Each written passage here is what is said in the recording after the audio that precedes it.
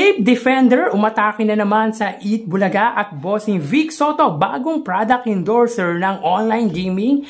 Yan at iba pa ang pag-uusapan natin ngayong araw. Pero bago yan ay humiling ako na pakisubscribe ang aking YouTube channel. Pakiclick ang bell icon para una kayong manotify sa mga bagong video na ilalabas ko. At pakidamay nyo na din na i-follow ang aking Facebook page na Mega TV at ang aking TikTok account na Kaparokya TV. Maraming salamat! So ngayon po ay araw ng Martes, July 23 at bago natin umpisahan ang online viewership ng dalawang noontime show ay i-congrats po muna natin si Pangulong Bongbong Marcos sa katatapos lang na State of the Nation Address or SONA nito kahapon. So para sa akin yung pinaka-highlights doon ay ang pagban nito sa Pogo dito sa buong bansa. For me, pasakit sa ating mga mamamayan ang Pogo na yan dahil maraming nasisirang buhay dyan. Actually, bago pa iban ng Pangulong Bongbong Marcos yan ay nauna na ang Pasig City sa pamumuno ni Mayor Vico Soto na ipagbawal o paalisin sa syudad nila ang online gaming na Pogo dahil pasakit at wala silang nakikitang magandang maidudulot sa kanilang syudad. So ngayon po, hindi lang po sa Pasig na maibaban ang Pogo kundi sa buong bansa. And of course, yung West Philippine Sea. Aniya, hindi katang isip ang West Philippine Sea na yan dahil sariling atin ayon yan kay Pangulong Bongbong Marcos. So sa pahayag na yon ng Pangulo ay naniniwala ako na ipaglalaban nito ang bagay na pag-aari ng ating bansa. At naniniwala din ako na mariresolba to sa maayos na pag-uusap.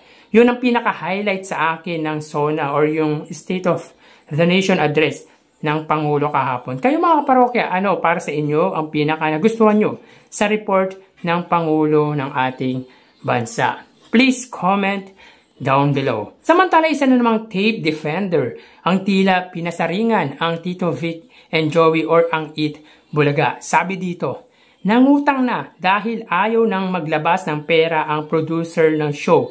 Napilitan na nilang nangutang sa bangko. Dahil ayaw na silang pansinin ng financier kung sa show lang nila ilalagak ang funds. Ang sabi ng financier, I don't wanna spend my money with those trash. I may, but in a different project, but please, not for their show. Tila masungit na si financier sa kanila dahil hindi man lang siya maambunan ng salapi from that show. Hindi na rin natutuwa sa kanila ang ibang employees ng network dahil para sa kanila, naging burden lang sila kay financier.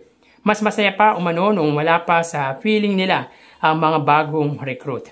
Well, hindi binanggit kung sino ang pinatutungkulan nitong page na to pero para sa sarili kong pananaw ay walang katotohanan ang sinasabi nito dahil puro hearsay at pa-blind item style na irrelevant naman.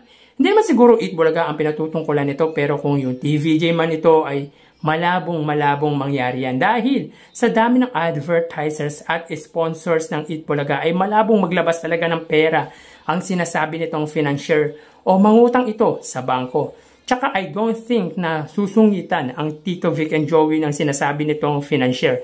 Parang sinabi nitong nagtampo ito sa bigas. Kung ginawa nga ito ng financier. Actually, wala naman ibang bibigyan ng scoop nito kundi yung kalaban na sinusuportahan niyang Tape Incorporated. Pero sana nag-mention siya ng names para masabi natin na totoo siya sa write-ups niya. Lahat ng mga sinasabi nitong page na ito mga kaparokya ay patungkol sa sinusuportahan niyang producer. Kaya ngayon, wala na, hindi na makabalik dahil mukhang wala atang nagtitiwalang advertisers at sponsors. Samantala, Bossing Vic Soto kinuha as brand ambassador ng online gaming na PH Playtime.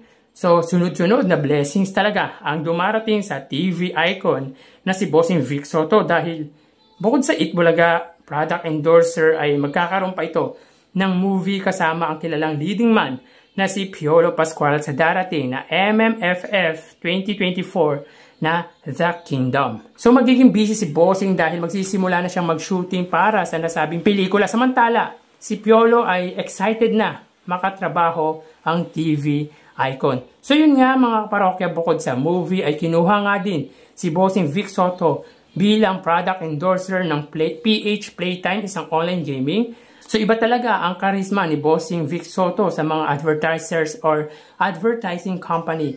Kaya patuloy siyang pinagkakatiwalaan ng mga ito. So tara ating alamin ang online viewership ng dalawang bigating noontime show. Para sa Eat Bulaga, under TVJ Facebook page na may 2.5 million followers at sa Eat Showtime naman na may 18 million followers.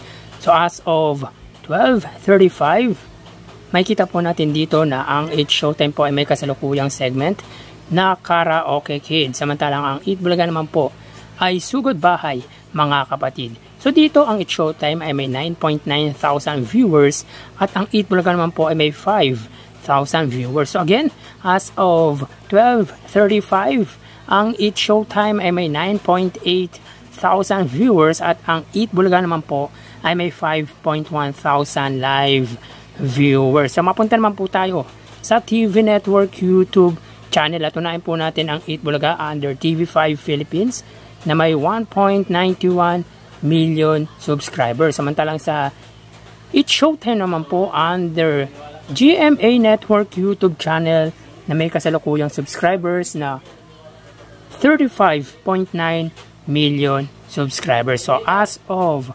12:36 PM ang Eat Showtime under GMA Network ay may 11,000 viewers. Ang Eat Bulaga naman po under TV5 Philippines ay may 32,000 live viewers. So again, as of 12:36 PM, ang Eat Showtime under GMA ay may 11,000 viewers at ang Eat Bulaga naman po under TV5 Philippines ay may 32,000 live viewers. So mapunta naman po tayo sa main YouTube channel ng dalawang noontime show para po sa Eat Showtime under ABS-CBN Eat Showtime na may kasalukuyang 2.31 million subscribers.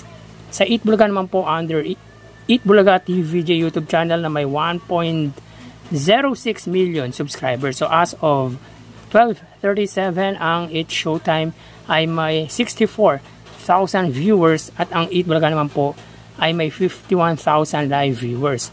So again, as of 12:37 ang Eat Showtime ay may 64,000 viewers at ang Eat Bulaga naman po ay may 51,000 live viewers.